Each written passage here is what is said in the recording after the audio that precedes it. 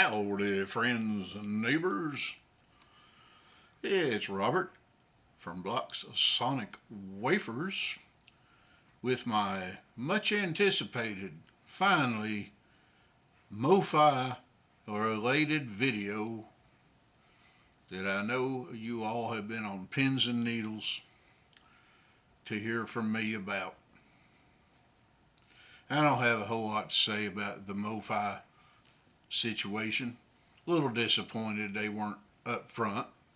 Uh, I was a fan of Mobile Fidelity Sound Labs in their first life, and I have some stuff from that period. I don't have a huge collection of MoFi stuff, and I'm going to go over that stuff, uh, beginning with the CD portion.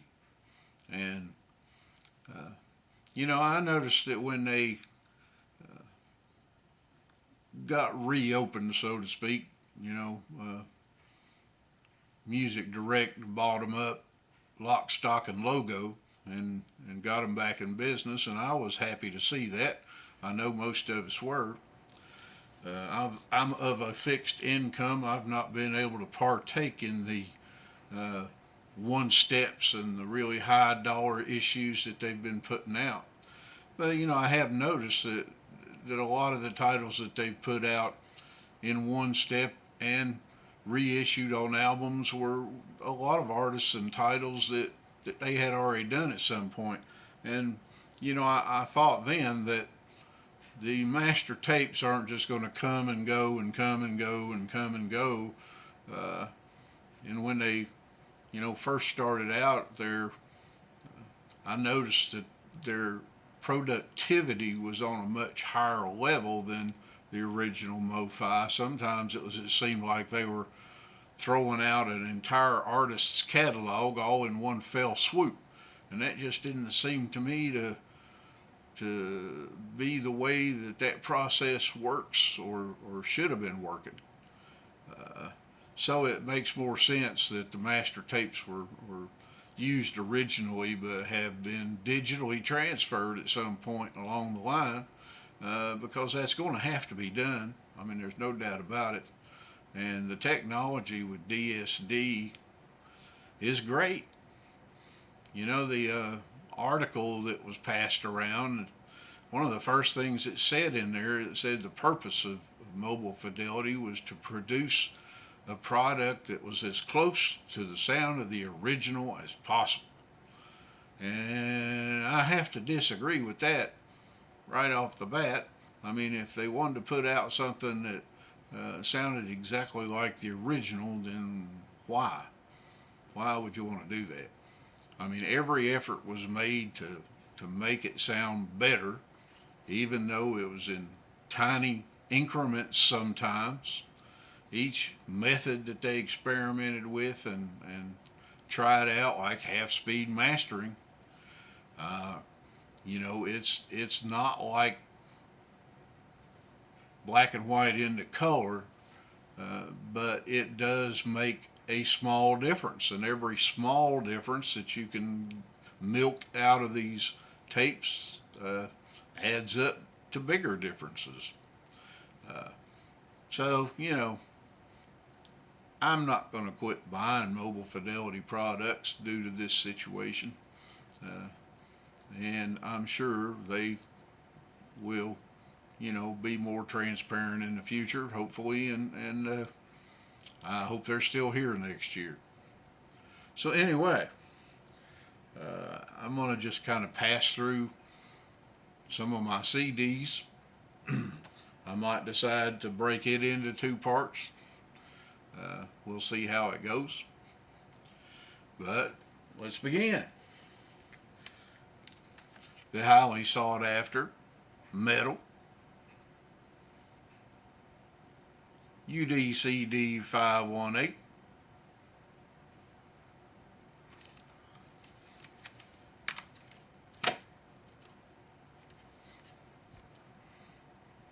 Let's go with Dark Side of the Moon.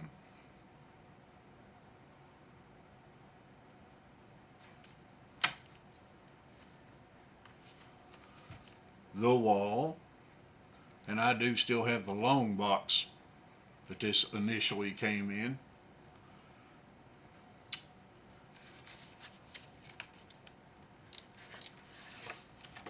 And it's over in my secret stash. Disc 1, Disc 2, and a small booklet. You didn't get much extra with Mobile Fidelity stuff, and that's okay. But it wouldn't have hurt. Oh, come on. I'll fix that later. Okay, we got the Allman Brothers Alive at Fillmore East. I also have the long box this came in.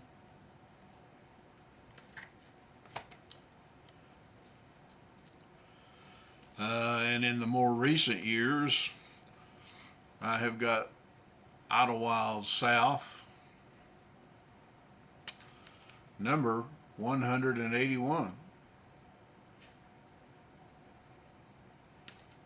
Pretty good number. Then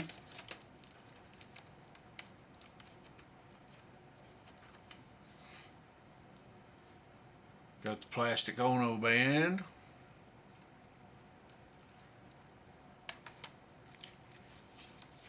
Of course, Imagine.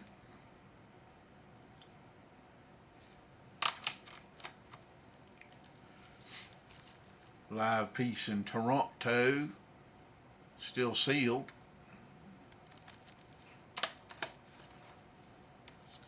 And Mind Games. And it's got bonus tracks, which is a rarity for MoFi. It's got Asuma Sin, I'm Sorry, home version.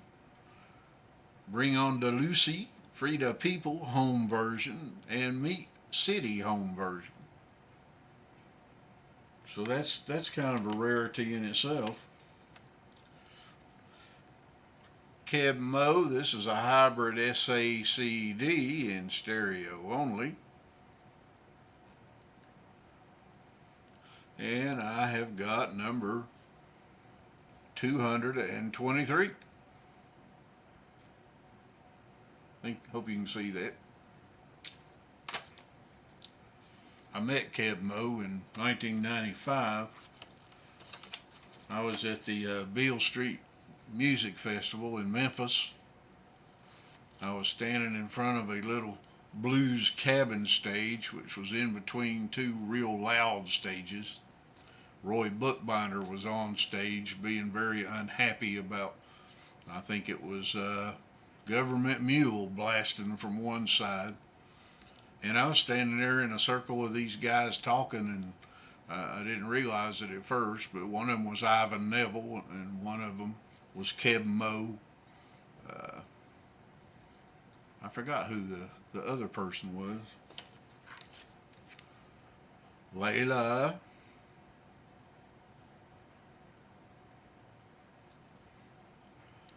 You know, I read Bobby Whitlock's book, and I've always loved this song, Thorn Tree in the Garden, which closes out this album. And I was really saddened to learn that that song is about a dog he had, and I won't get into the story, but it was sad. Just one night, the wanker, Eric Clapton. Not really.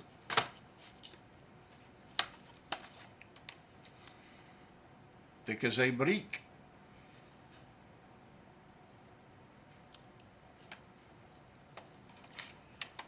Thick as a brick, sealed.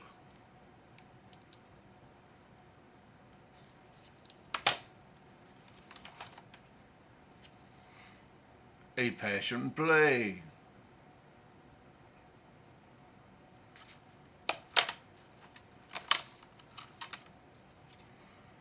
Songs from the Wood.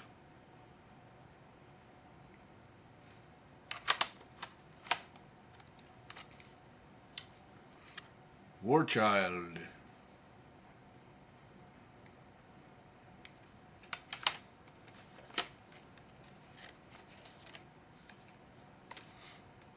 Living in the Past. It has a nice booklet with the original album cover artwork and even a little bit of texturing there. I like that they put a different cover on each of the CDs. So that was a nice touch.